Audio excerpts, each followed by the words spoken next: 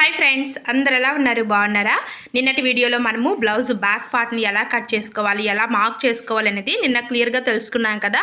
So ఈ back పార్ట్ని base చేసుకుంటూ ఫ్రంట్ పార్ట్ని ఎలా మార్క్ చేసుకోవాలి, కటింగ్ ఎలా ఉంటుంది అనేది ఈ వీడియోలో చూద్దాము. వీడియోని ఎక్కడ స్కిప్ చేయకుండా ఎండింగ్ వరకు చూడండి. మీకు చాలా అంటే చాలా క్లియర్గా అర్థమవుతుందండి. మీకు ఎలాంటి డౌట్స్ ఉన్నా సరే నాకు కామెంట్ సెక్షన్లో కామెంట్ చేశారనుకోండి, నేను తప్పకుండా మళ్ళీ మీకు వీడియోస్ రూపంలో అయితే అందిస్తాను.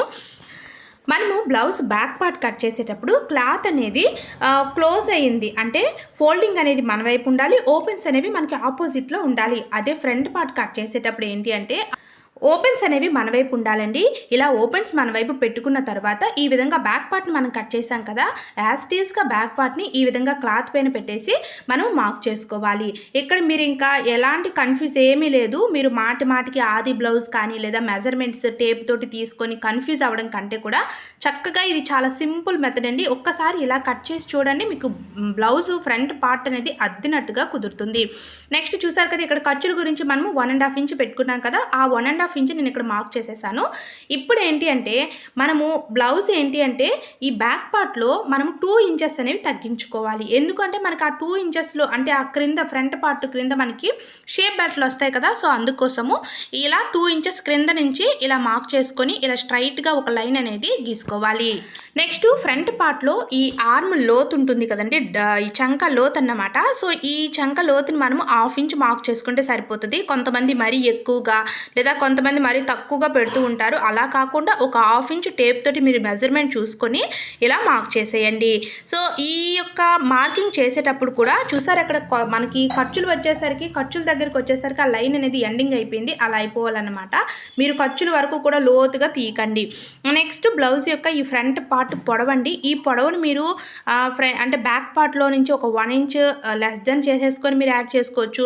లేదు అంటే మీరు చక్కగా ఈ విధంగా ఆది బ్లౌజ్ ఉంటుంది కదా, ఆది బ్లౌజ్ని ఇలా పెట్టుకొని ఆ షోల్డర్ దగ్గర నుంచి క్రింద వరకు కూడా ఇలా మార్క్ చేసుకుంటే సరిపోతుందండి. ఇక్కడ చూసారు కదా, మనకి కరెక్ట్గా వచ్చేసింది. అలాగే అటువైపు అంటే ఊక్స్ పట్టి కాజా పట్టి వైపు ఒక 1 ఇంచ్ లేదా 1.5 ఇంచ్ అయినా తీసుకోవచ్చు. అలాగే ఈ చివర వచ్చి ఒక 1/2 ఇంచ్ మార్క్ చేసుకుంటే మనకి సరిపోతుంది. నెక్స్ట్ వచ్చేసరికి నెక్ అండి. ఈ ఫ్రంట్ నెక్ అసలు ఎంత ఉంది అనేది మనం చూసుకోవాలి. చాలామంది చేసే మిస్టేక్ ఏంటి అంటే ఈ ఫ్రంట్ నెక్ అనేది కరెక్ట్గా పెట్టరు. ఒక్కోసారి ఎక్కువగా పెట్టేస్తే మనకి షోల్డర్స్ అనేవి జారిపోతూ ఉంటాయి. నెక్ ఎంత ఉందో చూసారు కదా, ఇక్కడ వచ్చేసరికి మనకి 6 ఇంచెస్ ఉంది. ఆ 6 ఇంచెస్కి మరొక 1/2 ఇంచ్ యాడ్ చేసేసుకొని అంటే 6.5 ఇంచులు పెట్టుకుంటే మనకి సరిపోతుంది. నెక్స్ట్ మీకు ఇంకా డౌట్గా ఉన్నది అంటే మీకు ఆది బ్లౌజ్ అనేది మీ దగ్గరే ఉంటుంది కదా, సో ఆది బ్లౌజ్ తోటి ఈ విధంగా మెజర్మెంట్ చూడండి. సో కరెక్ట్గా సరిపోయిందా లేదా అనేది ఆది బ్లౌజ్తో మెజర్మెంట్ చూసుకుంటే చూసారు కదా, మనకు కరెక్ట్గా అయితే సరిపోయిందండి. ఈ విధంగా మనం మార్క్ చేసుకోవచ్చు. లేదు అంటే మీరు ఒక 1/2 ఇంచ్ అయినా సరే అక్కడ ఆ మిడిల్ పార్ట్లో మార్క్ చేసేసుకొని ఈ విధంగా రౌండ్ అనేది ఇచ్చుకోవాలి. సో నెక్ అయితే మనకి కంప్లీట్ అయిపోయిందండి. ఇలా చాలా సింపుల్ మెథడ్తో చిన్న టిప్స్ తోటి మనము బ్లౌజ్ కటింగ్ అయితే చాలా ఈజీగా చేసేవచ్చు. నెక్స్ట్ ఇక్కడ చూసారు కదా, ఇక్కడ మీరు డైరెక్ట్గా 4వ ఊక్స్ దగ్గరికి మార్క్ చేసుకుంటే సరిపోతుంది. చూసారా, ఇలా 4వ ఊక్స్ దగ్గర మార్క్ చేసుకోవచ్చు. మనకి పైన ఒక 1/2 ఇంచు, క్రిందన ఒక 1/2 ఇంచు. సో మనకి ఏంటి అంటే నెక్ గట్టు ఫోల్డ్ చేసేటప్పుడు ఒక 1/2 ఇంచు లోపలికి వెళ్ళిపోతుంది కాబట్టి సో కరెక్ట్గా సరిపోతుంది. ఇక్కడ నుంచి మనము ఇలా ఒక కర్వ్ షేప్ తీసుకుంటే చూసారు కదా, ఈ విధంగా అన్నమాట. ఇలా చిన్న డాట్స్ పెట్టుకొని ఇలా షేప్ తీసుకుంటే మనకి ఫైనల్లీ రెడీ అయిపోయింది. సో ఈ విధంగా మనం రెడీ చేసుకున్న తర్వాత ఈ యొక్క డాట్స్ ఉంటాయి కదండి, సో ఈ మెయిన్ డాట్, సో ఈ డాట్స్ అన్నింటినీ కూడా మనము చాలా సింపుల్గా వేసుకోవచ్చు. మన ఛానల్లో ఫుల్ వీడియో ఉంది చూడండి, అంటే ఏ సైజు వారికి డాట్స్ అనేవి ఎలా పెట్టుకోవాలి అనేది మన ఛానల్లో ఉంది. ఒకసారి అది చెక్ చేయండి, మీకు క్లియర్గా అర్థమవుతుంది. ఇక్కడ మనకి వీడియో లెంత్ ఎక్కువ అయిపోతుంది అనేసి నేను ఇంకా డాట్స్ అయితే వేసేసి మీకు చూపించేస్తున్నాను. సో ఇలా మొత్తం కంప్లీట్ అయిపోయిన తర్వాత చక్కగా ఈ విధంగా మీరు సిజర్ తోటి కట్ చేసేయడమని. నెక్స్ట్ షోల్డర్స్ అనేవి జారకుండా ఉండాలి అంటే మనం కట్ చేసేటప్పుడు ఇలాంటి చిన్న టిప్స్ ఫాలో అవ్వాలి. ఇక్కడ చూసారు కదా, మనకి షోల్డర్ వచ్చేసి మనకి 3 ఇంచెస్ మనం తీసుకున్నాం కదండి. కొంచెం అంటే ఒక నెక్ వైపు ఒక 1/2 ఇంచ్ ఈ విధంగా క్రాస్గా మార్క్ చేసుకోవాలి.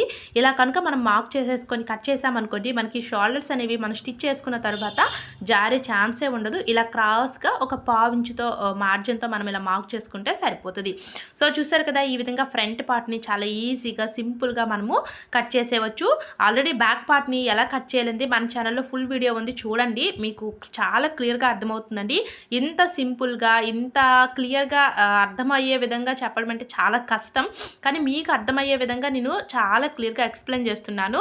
మీకు వీడియో నచ్చితే ప్లీజ్ లైక్ చేసి మీ ఫ్రెండ్స్ అండ్ ఫ్యామిలీ మెంబర్స్కి వీడియోస్ని షేర్ చేయండి. అలాగే మన ఛానల్లో బోటిక్ నెక్ కానీ లేదా హ్యాండ్స్ మోడల్స్, బుట్ట హ్యాండ్స్ కానీ, సో బాహుబలి హ్యాండ్స్, సో ఇలా ఎన్నో రకాల హ్యాండ్స్ కూడా మనకి చాలా సింపుల్ మెథడ్ తోటే నేను మెజర్మెంట్ కానీ సో కటింగ్, స్టిచ్చింగ్ చాలా సింపుల్ మెథడ్ తోటే అప్లోడ్ చేస్తున్నాను. నచ్చితే సబ్స్క్రైబ్ చేసుకొని పక్కనే ఉన్న బెల్ ఐకాన్ క్లిక్ చేసి ఆల్ని యాక్టివేట్ చేయండి. Thanks for watching.